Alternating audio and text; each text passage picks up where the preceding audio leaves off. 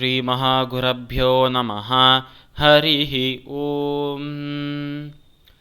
सदाशिवसमारम्भां शङ्कराचार्यमध्यमाम् अस्मदाचार्यपर्यन्तां वन्दे गुरुपरम्परां। श्रुतिस्मृतिपुराणानाम् आलयं करुणालयं नमामि भगवत्पादशङ्करं लोकशङ्करम्। अपारकरुणासिन्धुं ज्ञानदं शान्तरूपिणं श्रीचन्द्रशेखरगुरुं प्रणमामि मुदान्वहम्. ராதே கிருஷ்ணா. எல்லோருக்கும் நமஸ்காரம்.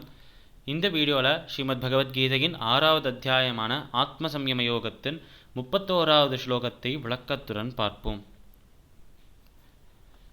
சர்வபூதஸ்திதம் யோ மாம் பஜத்யேகத்வமாஸ்திதः சர்வதா வர்த்தமானோபி சயோகி மயி வர்த்ததே.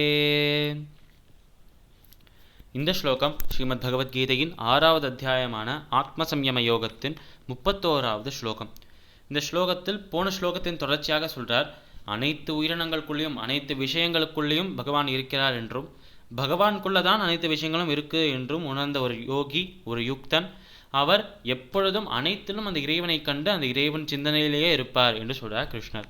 அப்பேற்பட்ட நபர் எந்த செயலை செய்தாலும் அதை என் சிந்தனையிலேயே செய்கிறார். அதனாலேயே அவர் செய்யும் அனைத்து செயல்களும் தூய்மையாக மாறுகின்றன.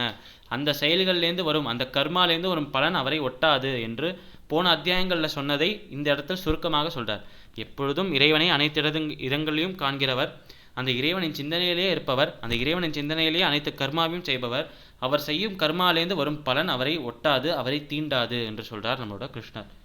ஸ்ரீமத் பகவத்கீதையின் 6வது அத்தியாயமான ஆத்ம சம்யம யோகத்தின் 31வது ஸ்லோகத்திற்குண்டான விளக்கம் இதுவே. சமஸ்தலோகாக சுகினோ பவந்து. சர்வம் ஸ்ரீ கிருஷ்ணார்பணமஸ்து.